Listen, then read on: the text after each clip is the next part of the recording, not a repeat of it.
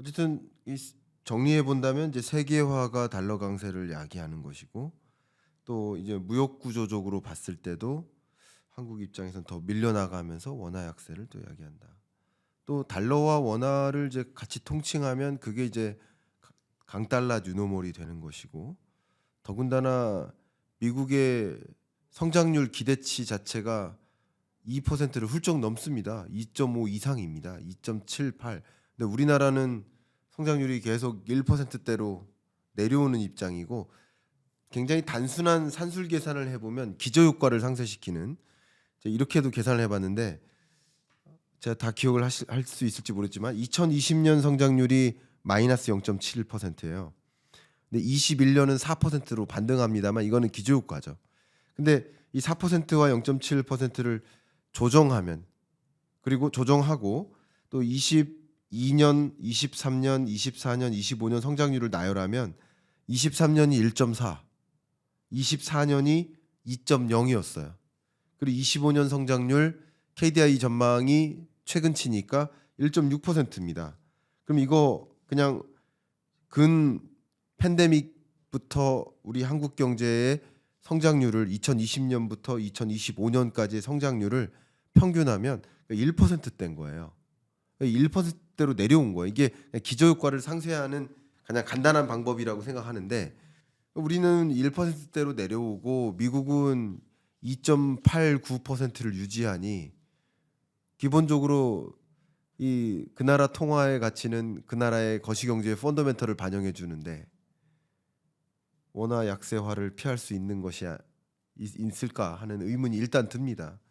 예, 그래서 어쨌든 그 말씀 속에 말씀하셔서 이제 또 말씀드리고 싶은 게 네, 잠재 성장률을 그렇죠. 이제 블룸버그 같은 경우에는 30년치 전망치를 내는데 보면 미국 같은 경우에는 앞으로 30년 뒤 전망치도 지금이랑 별 차이가 없어요. 네, 30년 뒤에 미국의 잠재 성장률도 1.7, 1.8% 정도 그 지금이랑 별 차이가 없는데 한국은 이제는 한국은행은 2%라고 추정을 하지만 사실 2% 아래로 내려왔다고 보거든요. 네, 그 블룸버그 전망치는 30년 뒤에 한국의 그 잠재 성장률이 0.1%로 보고 있습니다.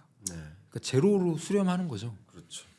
이 잠재 성장률을 크게 벗어나서 성장하면 그게 이제 과열되는 것인데 네, 어쨌든 장기적으로 한국의 거시경제 성장 펀더멘털은 제로 성장을 향해서 가고 있고 미국은 거의 차이가 없기 때문에 장기적으로 봐도 성장률 차이가 금리 그러니까 지금 미국이 더 높아진 한미금리 역전이 이게 새로운 뉴노멀이다라고 봐야 된다고 보고요. 네.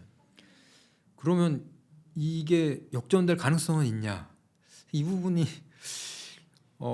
전 좀 부정적인 견해를 가지고 있는데 결국 잠재 성장률이 높아지려면 생산 가능 인구가 늘어나거나 그러니까 돈 버는 직장 다니거나 아니면 사업하면서 돈 버는 인구가 많아져야 이분들이 소비하면서 결국 그 수입이 기업으로 들어가고 그러면서 또 고용하고 이게 선순환이 이어질 텐데 인구 자체가 계속 줄어드니까 생산 가능 인구가 줄어들면 성장률이 낮아질 수밖에 없고 또 한 가지는 그러면 이걸 뒤집기 위해서는 생산성이라도 높아져야 되는데 결국 생산성을 높이는 데 기여하는 게 기술 혁신이잖아요. 근데 기술 혁신을 지금 주도하는 것도 미국 그리고 중국 상대적으로 한국은 뒤처져 있다 보니까 그래서 생산성 측면에서도 미국을 따라잡기는 어려운 게 현실이라서 그래서 한미금리 역전이 뉴노멀이고 금리차 그리고 성장률이 더 벌어지면 벌어졌지 좁혀지기는 쉽지 않다 그렇게 보고 있습니다. 네. 그러니까 과거에 우리 한국 경제를 봤을 때 뭐 7, 80년대 고성장할 때 그때 뭐 14% 성장도 했었거든요. 14.9%인가요, 정점이? 그러니까 그때 그러니까 통상 고성장 국가가 고금리 국가고 그죠? 상대적으로 저성장 국가가 저물가 저금리 국가인 거죠. 그러니까 그때를 기준으로 보면 지금의 금리가 어떻게 미국이 더 높냐, 한국 금리가 어떻게 더 낮냐 이렇게 이야기를 하실 수도 있지만 지금 미국 경제가 더 고성장하고 미국 경제가 더 고물가고 미국 경제가 더 고금리인 거죠. 그래서 지금은 우리 한국 경제는 저성장, 저물가, 저금리 체제인 거고 이 양국의 이런 거시경제의 펀더멘털이 고착화되는 거죠. 그 격차가. 그러니까 금리 차도 뉴노멀이고 말씀하신 대로 그리고 성장 격차도 뉴노멀인 거고 그러면 원달러 환율도 달러 강세가 뉴노멀인 것이다라고 어느 정도 가늠을 할 수 있을 것 같습니다. 그러니까 중간에 뭐 금융위기급의 뭔가 뒤틀림이 있어서 한번 금리 차가 또 뒤집어지거나 하는 일이 있을 수는 있겠지만 그런 일이 없다라는 전제하에서는 현재로서는 예, 원화 약세, 달러 강세를 기본으로 들여다볼 수 있겠다라고 펀더멘털 관점에서 볼 수 있겠습니다. 그런데 한국 경제가 0%로 성장률이 수렴하고 있다라는 말씀 굉장히 좀 귀가 쫑긋하고 그런 부분에 대해서는 많이들 공감하실 겁니다. 이미 저도 OECD 전망이나 여러 전망치를 공유해 드렸는데 잠재 성장률이 세계 주요 선진국들은 더 떨어지진 않는 모습이죠. 1%대를 유지하는 모습이죠. 근데 우리나라는 잠재 성장률이 뭐 과거에 뭐 8, 9, 7, 6, 5, 4 지금 2%마저 깨져서 1%로 내려왔고 또 2050년까지 본다면 뭐 0%대로 내려갈 것이다. 이런 것이 한국 경제의 펀더멘털을 보여주는 것이니까 아마 상당 부분 공감이 될 겁니다. 그런데 거의 이제 마지막 질문에 가깝습니다. 그렇지만 어쨌든 이런 강달러 상황에 대응하기 위해서 한국은행, 국민연금도 어쨌든 움직이고는 있습니다. 적어도 스파이크 찍는 원달러 환율이 스파이크를 찍으면서 강하게 올라가는 구간. 그러니까 특히 2024년 12월 이후로 그런 원달러 환율의 스파이크를 찍으면서 뭐 강한 기조를 보일 때마다 한국은행도 적극적으로 움직이고 또 최근 외환 보유액도 좀 빠르게 감소하는 모습인 건 맞습니다. 외환 보유액이 불충분하다라고 보는 것은 아닙니다만 그러면 여기서 질문 한번 드리겠습니다. 많은 분들의 질문이 이러다가 강달러가 지속되면 외환 보유액이 더 줄어들고 그럼 외환 건전성이 취약해지고 외환 위기 오는 거 아닙니까? 하는 질문 정말 많이 갖고 계세요. 어떻게 보십니까? 근데 사실 환율이 계속 뭐 들쭉날쭉 뭐 올라갈 때 있으면 내려갈 때 있고 장기적으로 보면 상승할 수는 있지만 단기적으로는 얼마든지 하락했다가 상승했다 이걸 국면을 반복할 수 있잖아요. 네, 외환 보유고는 환율이 내려가는 국면에서는 또 충분히 보충할 수 있기 때문에 그렇죠. 그래서 뭐 환율이 장기적으로 올라가면 외환 보유고는 계속 빠진다 이렇게 보는 건 굉장히 단순한 접근이고요. 환율이 이렇게 등락하는 구간마다 충분히 보충할 여력은 생긴다 그렇죠. 그렇게 볼 수 있고 그래서 단기적으로 아까도 말씀드렸지만 이제 너무 강달러 뉴노멀 이 얘기에만 집중하실까봐 단기적으로는 여전히 환율이 하락할 여지는 상당히 남아 있다라고 보고 있어서 그런 국면에서는 또 외환 보유고를 이제 벌충할 수 있는 여력은 있다고 보고 있습니다. 네. 그러니까 그 주셨던 표현과 제가 제 언어로 표현했던 부분이 같이 만나는 게 그러니까 스파이크인 거예요. 그러니까 변동성이 커질 때 네. 그때 좀 적극적으로 외환 시장에 개입하는 행보 아닙니까? 그리고 그냥 추세적으로 외환 시장이 이렇게 움직이는 것은 이제 스무딩 오퍼레이션이라는 그런 접근. 그래서 외환 시장에 뭐 직간접적으로 관여는 하고 있는데 근데 그런 관점에서 지금 외환 보유액이 뭐 절대적으로 줄어들기만 하는 것은 아니다. 그래서 외환 위기 오는 것까지는 아니다라고 보시는 의견이신 것 같습니다. 그걸 돌려서 말씀 주신 것 같습니다.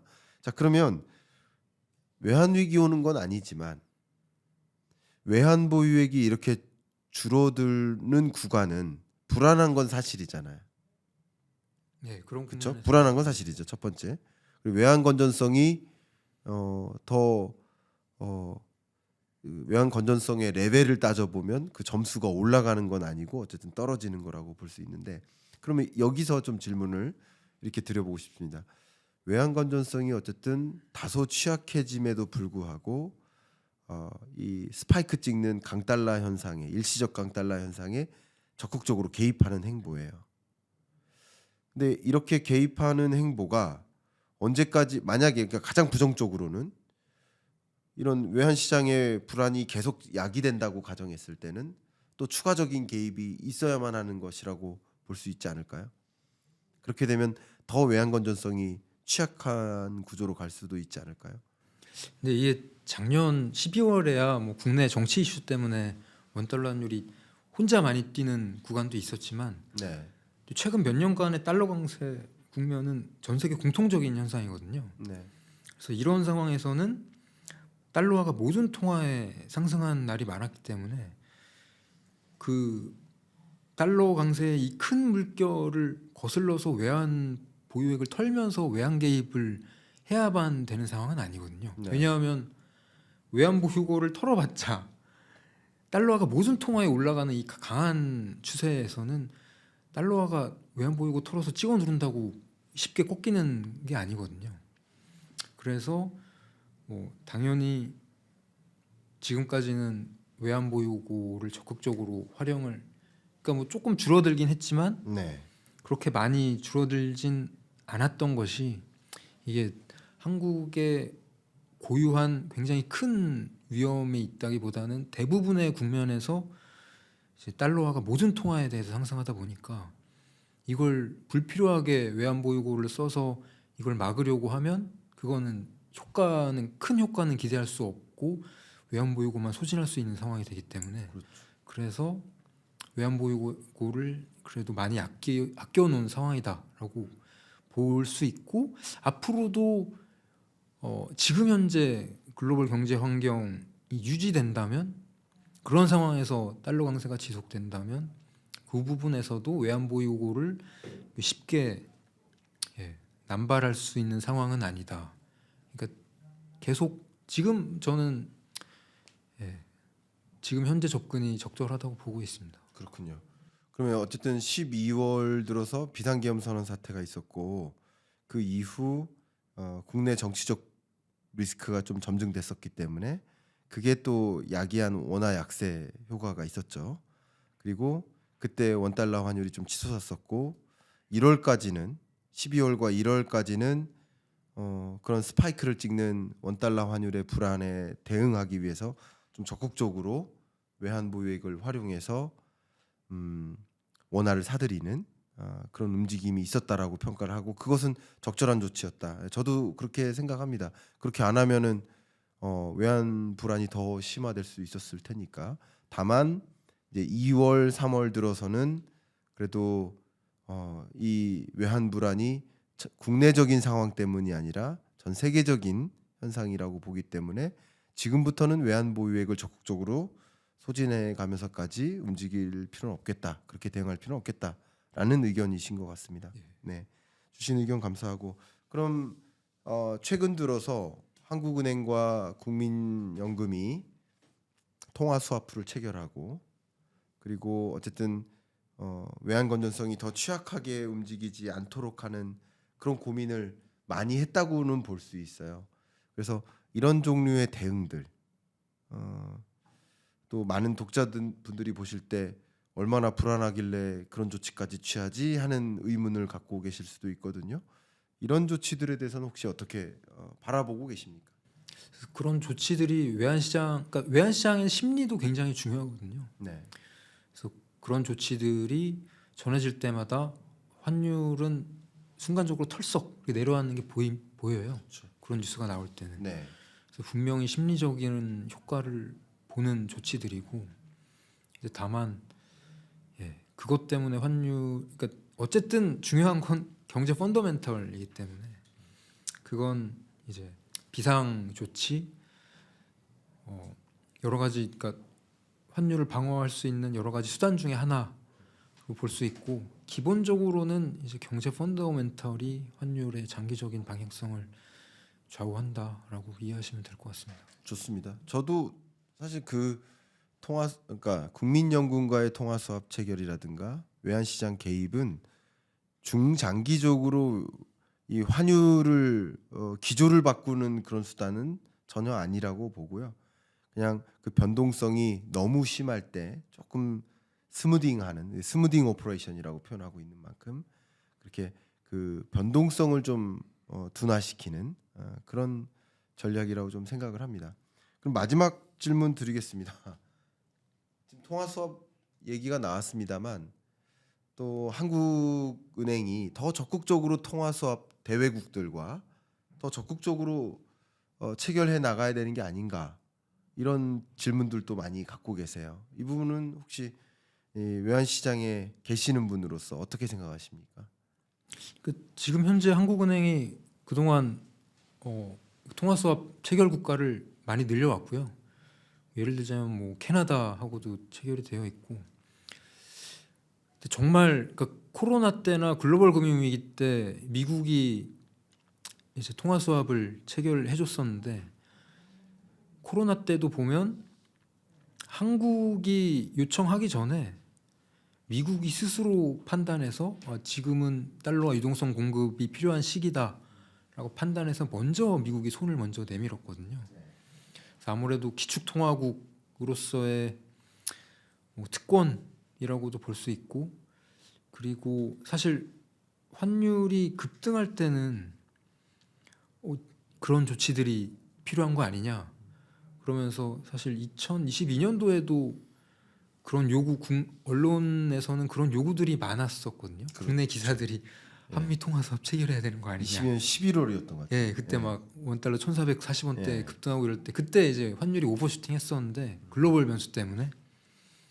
근데 그 상황에서는 달러가 유동성 문제는 없었거든요. 환율이 모든 통화에 대해서 급등하고 과대평가 오버슈팅 했던 국면이었고, 달러와 유동성 측면에 문제가 있었던 상황은 아니라서 미국 측면에서 봤어도 이거 해봤자 별로 효과를 기대할 수 없고 유동성에 문제가 없었기 때문에 안 해주는 거예요. 네. 그래서 그런 상황은 환율이 급등하면 뭐 그런 게 필요한 거 아니냐 이렇게 생각하실 수 있지만, 그거는 이제 달러와 유동성은 문제 없다는 걸 잘 모르기 때문에 이제 그 당시 기자분들이 그런 언론 기사를 많이 쓰셨던 거고요. 그래서 얼마든지 필요하면 한국은행이 그런 조치를 취할 역량은 있다고 보고요. 그리고 그런 상황에서는 미국이 먼저 손을 내밀기도 한다, 그렇게 이해하시면 되겠습니다. 좋습니다. 여러 가지 견해를 주셨고 오늘 정말 환율이라는 단어, 이 환율로서 혹은 원달러 환율로서 세계 경제를 좀 들여다보는 금리 결정과 물가와 여러 가지 변수들을 이 톱니바퀴를 좀 연결해 가면서 그 관계성을 좀 규명하는 그런 토론이 됐었던 것 같습니다. 우리 백석형 박사님의 저서가 있죠. 나는 달러로 경제를 읽는다. 그러니까 외환 시장 환율로서 경제를 읽는다. 오늘 1시간여 대담이 바로 그거였죠. 환율을 중심으로 해서 금리 결정, 물가, 경제 펀더멘탈, 뭐 지정학적 리스크, 관세, 뭐 이런 무역 여러 가지 관점에서 전체를 이제 들여다보는 시간이 됐는데, 아마 나는 달러로 경제를 읽는다 이 책에 또 관심 있으신 분은 한번 관심 있게 봐주시면 어떨까 의견 드리고, 이 고정 댓글 상단에 링크로 안내를 해드릴 테니까 관심 있으신 분은 한번 찾아와 주시길 추천드립니다. 제가 생각하고 있는 이 외환시장에 얼마나 계셨습니까? 이제 한 14년째 보고 있습니다. 네, 14년 외환시장에서 업무를 보시면서 직간접적으로 체감하신 여러 현안들도 굉장히 많으실 텐데, 그런 것에 경험에 깃대어서 이 외환시장의 흐름 잘 짚어주셨습니다. 오늘 토론을 통해서 제가 생각하지 못했던 또 다른 어떤 접근, 그런 것도 한번 생각해 볼 수 있어서 참 도움이 됐었던 그런 시간이었습니다. 끝으로 소감 말씀 한번 경인남과 토론합시다. 오늘 토론 참여하신 소감 말씀 부탁드리면서 마무리할까 합니다.